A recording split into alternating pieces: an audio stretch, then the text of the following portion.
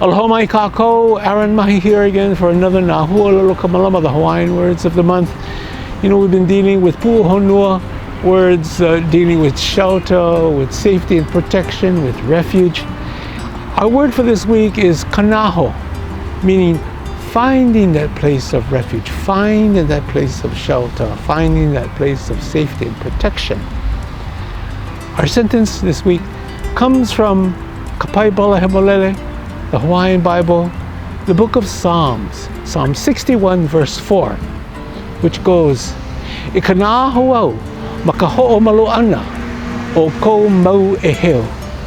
I find refuge in the shelter of your wings.